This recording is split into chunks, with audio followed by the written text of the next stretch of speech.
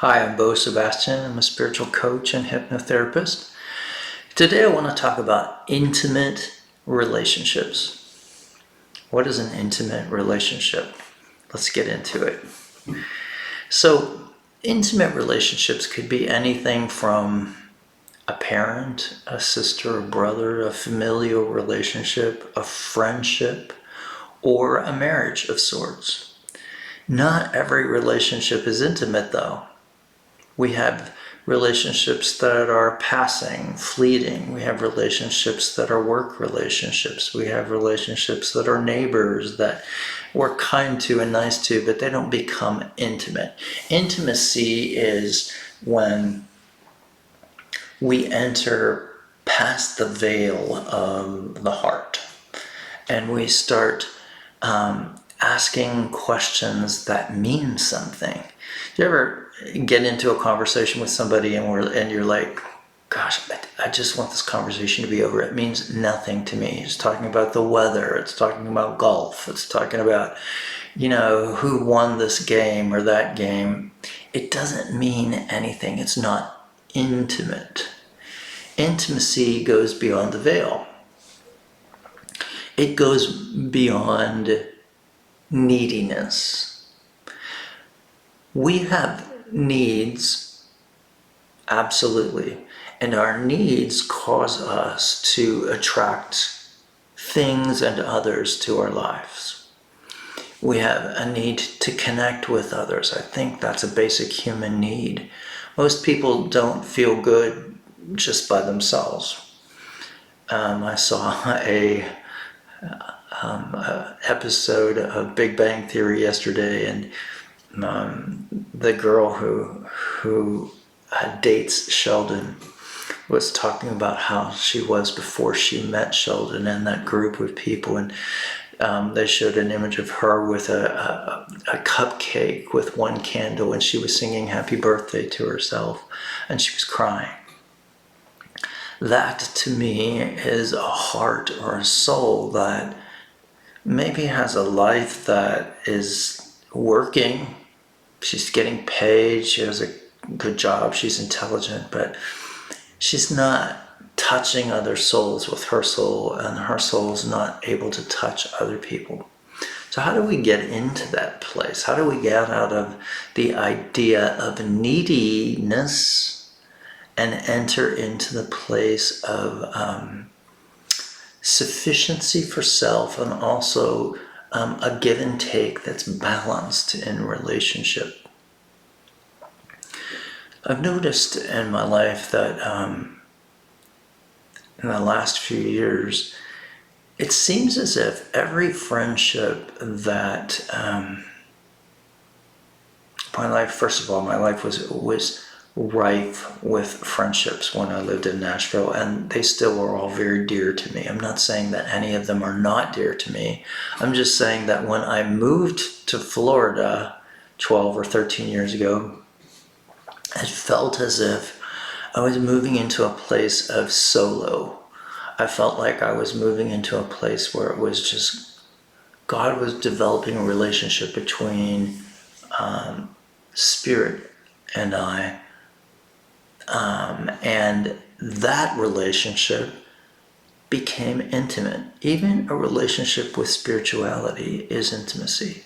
Like if you go to a church and you kneel down and you sit up and you take communion and you do all the things that are ritualistic, but you don't really talk to God, you don't really ask questions and listen for answers, then I wouldn't consider that a relationship with Spirit at all.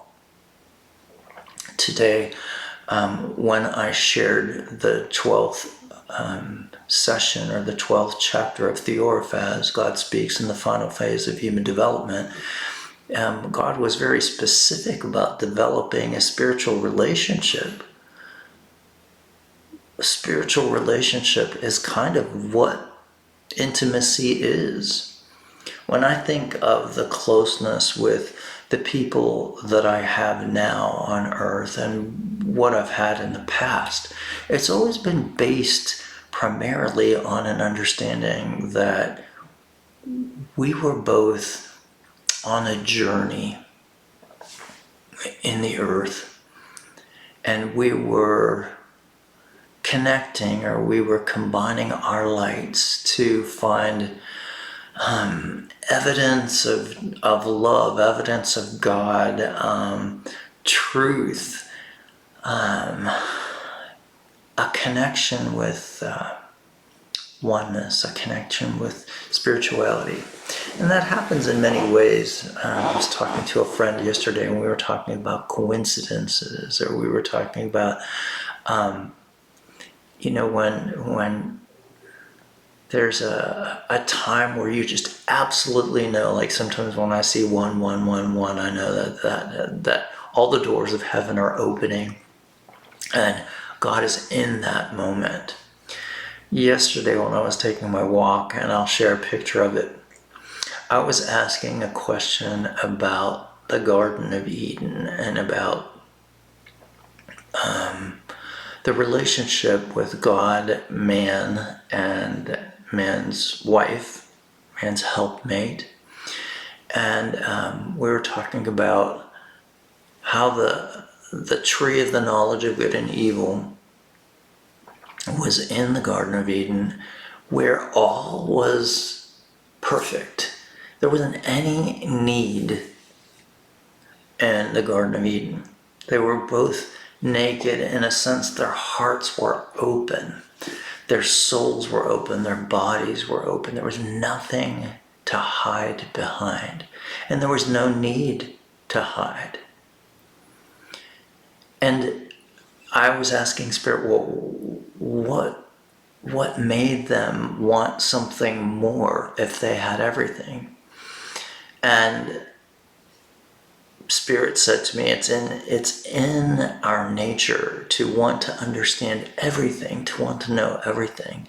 And if something is set apart and said, don't eat from that, because that will open a door to something that I don't want you to have right now. You know that if it was your child, that child's going to wait till you're not looking and look in that door, open that gift or whatever it is that's hiding somewhere in a closet. That is human nature.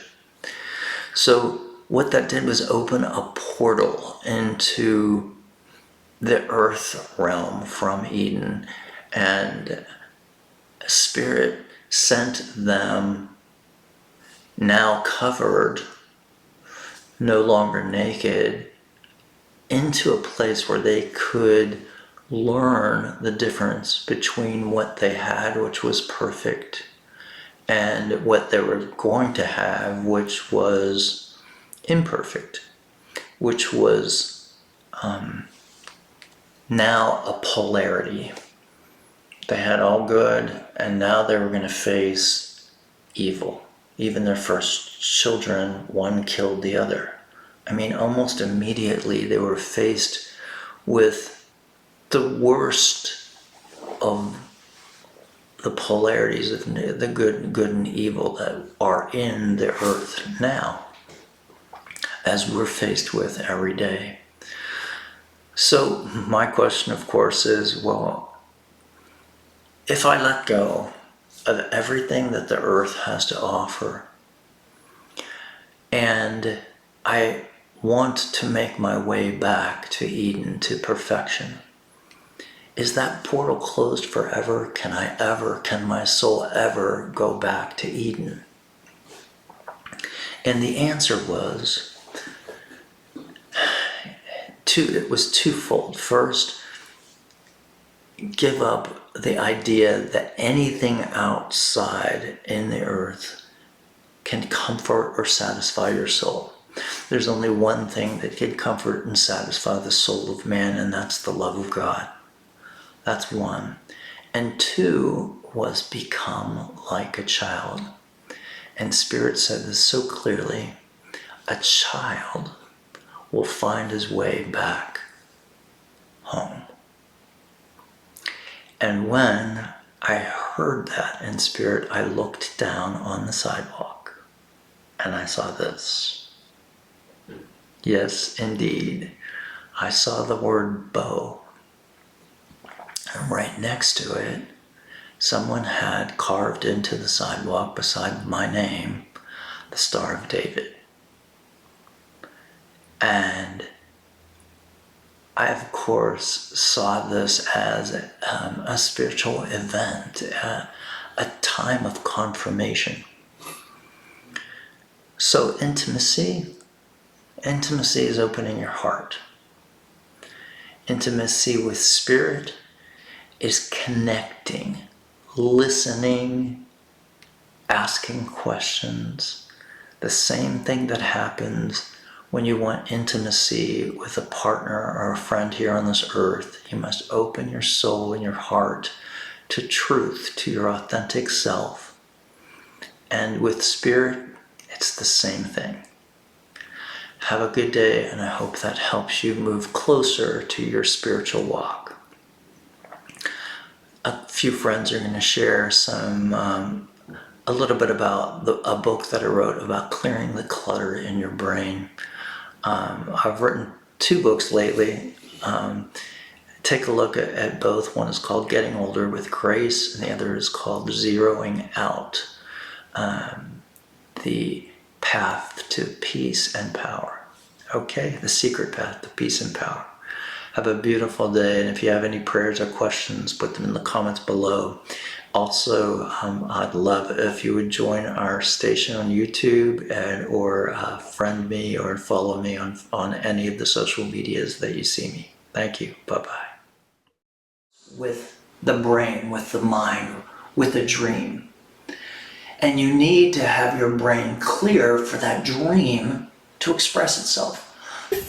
Can get really busy taking care of my home, 2 careers, and my family.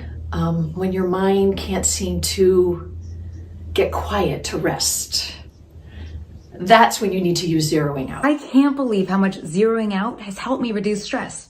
You've got to try it. Work for me can get time-consuming and stressful at times, but zeroing out has really changed the way I look at my schedule and my time. Such a step above any other book I've ever seen about this topic, and it's such a simple technique, and I'm able to do it by myself, which I love. So